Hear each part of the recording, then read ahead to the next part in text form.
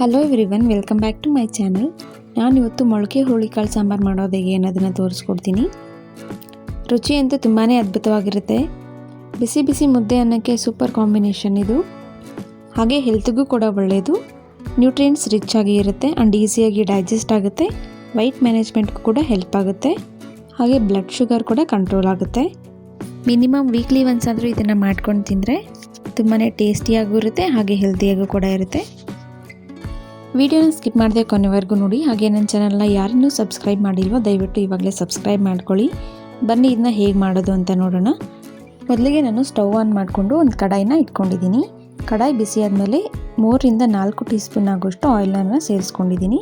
ಹಾಗೆ ಒಂದು medium size ಈರುಳ್ಳಿನ ಕಟ್ ಮಾಡಿಕೊಂಡು ಸೇರಿಸ್ಕೊಂಡಿದ್ದೀನಿ. ಹಾಗೆ ಒಂದು 2 ರಿಂದ 3 ಮೆಣಸಿನಕಾಯಿನ ಸೇರಿಸ್ಕೊಂಡಿದ್ದೀನಿ. ಇದನ್ನು ಚೆನ್ನಾಗಿ ಫ್ರೈ ಮಾಡ್ಕೋಬೇಕು.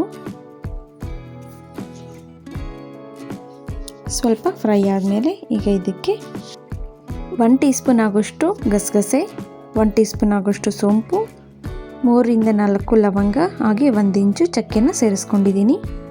ಸೇರಿಸ್ಕೊಂಡಾದ್ಮೇಲೆ ಇದನ್ನು ನೀಟಾಗಿ ಈ ಥರ ಫ್ರೈ ಮಾಡ್ಕೋಬೇಕು.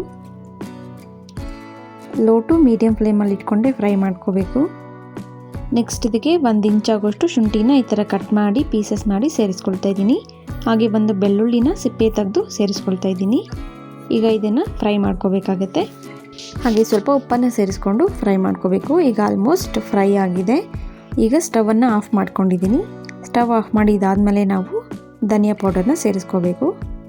ನಾನಿಲ್ಲಿ ಧನಿಯಾ ಪೌಡರ್ನ ಸೇರಿಸ್ಕೊಳ್ತಾ ಇದ್ದೀನಿ. ಸ್ಟವ್ ಆನಲ್ಲೇ ಇದ್ದರೆ ಧನಿಯಾ ಪೌಡರ್ ಸೀದೋಗೋ ಚಾನ್ಸಸ್ ಇರುತ್ತೆ. ಸೊ ಅದಕ್ಕೆ ಆಫ್ ಮಾಡಿ ಸೇರಿಸ್ಕೊತಾ ಇದ್ದೀನಿ. ನಾನು ಇಲ್ಲಿ ಆಲ್ಮೋಸ್ಟ್ 1.5 ಟೇಬಲ್ ಸ್ಪೂನ್ ಆಗೋಷ್ಟು ಧನಿಯಾ ಪೌಡರ್ನ ಸೇರಿಸ್ಕೊಳ್ತಾ ಇದ್ದೀನಿ. ಕಡಾಯಿ ಬಿಸಿ ಇರೋದ್ರಿಂದ ಆಫ್ ಮಾಡಿದ ಮೇಲೂ ಕೂಡ 15 to 20 ಸೆಕೆಂಡ್ಸ್ ಈ ಥರ ಮಿಕ್ಸ್ ಮಾಡ್ಕೊಳ್ಬೇಕಾಗತ್ತೆ. ಈಗ ಇದು ಕಂಪ್ಲೀಟಾಗಿ ಕೂಲ್ ಆಗಬೇಕು. ಕೂಲ್ ಆದಮೇಲೆ ಇದನ್ನು ಗ್ರೈಂಡ್ ಮಾಡ್ಕೋಬೇಕಾಗತ್ತೆ. ನಾನಿಲ್ಲಿ ಮಿಕ್ಸಿ ಜಾರ್ಗೆ 1 ತೆಂಗಿನ ಚಿಪ್ಪಲ್ಲಿ ಅರ್ಧದಷ್ಟು ಕೊಬ್ಬರಿನ ಸೇರಿಸ್ಕೊಂಡು ಈ ಥರ ಗ್ರೈಂಡ್ ಮಾಡ್ಕೊಂಡಿದ್ದೀನಿ. ಕೊಬ್ಬರಿನ ಸಪ್ರೇಟಾಗಿ ಗ್ರೈಂಡ್ ಮಾಡೋದ್ರಿಂದ ನೆಕ್ಸ್ಟ್ ನಾವು ಮಸಾಲೆ ಹಾಕ್ಕೊಂಡು ಗ್ರೈಂಡ್ ಮಾಡಿಕೊಂಡ್ರೆ ಫೈನಾಗಿ ಗ್ರೈಂಡ್ ಆಗುತ್ತೆ. ಎಲ್ಲನೂ ಒಂದೇ ಸಲ ಹಾಕಿದ್ರೆ ಅಷ್ಟು ಪರ್ಫೆಕ್ಟಾಗಿ ಗ್ರೈಂಡ್ ಆಗೋದಿಲ್ಲ. ನೆಕ್ಸ್ಟ್ ಇದಕ್ಕೆ ನಾನು ಸ್ವಲ್ಪ ಪುದೀನ ಮತ್ತು 1 ಟೊಮೆಟೊನ ಸೇರಿಸ್ಕೊಂಡಿದ್ದೀನಿ. ಹಾಗೆ ಸ್ವಲ್ಪ ಕೊತ್ತಂಬರಿ ಸೊಪ್ಪನ್ನು ಸಹ ಸೇರಿಸ್ಕೊಳ್ತಾ ಇದ್ದೀನಿ. ಹಾಗೆ ನಾವು ಫ್ರೈ ಮಾಡಿಟ್ಕೊಂಡಂಥದ್ದನ್ನು ಕೂಡ ಸೇರಿಸ್ಕೊಳ್ತಾ ಇದ್ದೀನಿ. ಇದು ಕಂಪ್ಲೀಟಾಗಿ ಕೂಲ್ ಆಗಿದೆ. ಸೊ ಈಗ ನಾನು ಅದನ್ನು ಮಿಕ್ಸಿ ಜಾರ್ಗೆ ಸೇರಿಸ್ಕೊಳ್ತಾ ಇದ್ದೀನಿ. ಈಗ ಇದಕ್ಕೆ ಸ್ವಲ್ಪ ನೀರನ್ನು ಸೇರಿಸ್ಕೊಂಡು ಗ್ರೈಂಡ್ ಮಾಡ್ಕೊಳ್ತೀನಿ. ನೋಡಿ ಈ ಥರ ಗ್ರೈಂಡ್ ಮಾಡ್ಕೊಂಡಿದ್ದೀನಿ. ಈಗ ಒಂದು ಕುಕ್ಕರಿಗೆ 3 ರಿಂದ 4 ಟೇಬಲ್ ಸ್ಪೂನ್ ಆಗೋಷ್ಟು ಎಣ್ಣೆ, ಸ್ವಲ್ಪ ಕರಿಬೇವಿನ ಸೊಪ್ಪು, ಹಾಗೆ ಮೊಳಕೆ ಹುರುಳಿಕಾಳನ್ನು ಸೇರಿಸ್ಕೊಂಡು ಚೆನ್ನಾಗಿ ಮಿಕ್ಸ್ ಮಾಡ್ಕೋಬೇಕು. ಈ ಥರ ಹುರುಳಿಕಾಳನ್ನು ಒಂದು 5 ನಿಮಿಷ ಆಯಿಲಲ್ಲಿ ಫ್ರೈ ಮಾಡಿಕೊಂಡ್ರೆ ತುಂಬ ಬೇಗ ಕುಕ್ ಆಗುತ್ತೆ. ಹಾಗೆ ಟೇಸ್ಟು ಕೂಡ ತುಂಬ ಚೆನ್ನಾಗಿರುತ್ತೆ.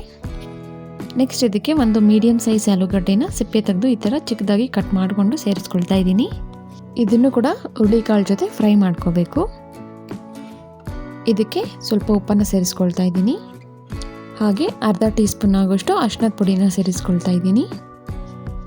ಹಾಗೆ ಅರ್ಧ ಟೇಬಲ್ ಸ್ಪೂನ್ ಆಗೋಷ್ಟು ಖಾರದ ಪುಡಿನ ಸೇರಿಸ್ಕೊಳ್ತಾ ಇದ್ದೀನಿ. ಈಗ ಚೆನ್ನಾಗಿ ಮಿಕ್ಸ್ ಮಾಡ್ಕೋಬೇಕಾಗತ್ತೆ.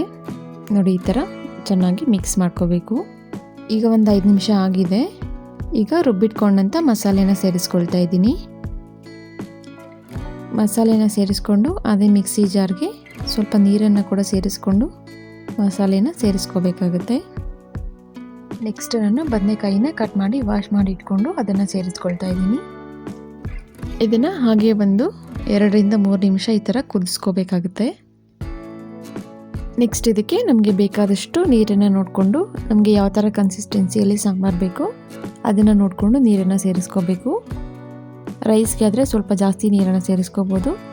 ಮುದ್ದೆ ಅಥವಾ ಚಪಾತಿಗಾದರೆ ಸ್ವಲ್ಪ ಕಡಿಮೆ ನೀರನ್ನು ಸೇರಿಸ್ಕೋಬೇಕು. ನಾನಿಲ್ಲಿ ಬೇಕಾದಷ್ಟು ನೀರನ್ನು ಸೇರಿಸ್ಕೊಂಡಿದ್ದೀನಿ. ಈಗ ರುಚಿಗೆ ತಕ್ಕಷ್ಟು ಉಪ್ಪನ್ನು ಸೇರಿಸ್ಕೋಬೋದು. ಖಾರ ಕಡಿಮೆ ಇದ್ರೂ ಕೂಡ ಈಗ ಅಡ್ಜಸ್ಟ್ ಮಾಡ್ಕೋಬೋದು. ಈಗ ಲಿಡ್ಡನ್ನು ಕ್ಲೋಸ್ ಮಾಡಿ ಮೀಡಿಯಮ್ ಫ್ಲೇಮಲ್ಲಿ 3 to 4 ವಿಷಲ್ಸ್ ಕುಕ್ ಮಾಡ್ಕೋಬೇಕು. ಈಗ ಪ್ರೆಷರ್ ಎಲ್ಲ ರಿಲೀಸ್ ಆಗಿದೆ. ಈಗ ಓಪನ್ ಮಾಡಿ ತೋರಿಸಿದ್ದೀನಿ. ತುಂಬ ಪರ್ಫೆಕ್ಟಾಗಿ ಸಾಂಬಾರು ರೆಡಿಯಾಗಿದೆ. ರುಚಿ ಅಂತೂ ತುಂಬಾ ಅದ್ಭುತವಾಗಿದೆ.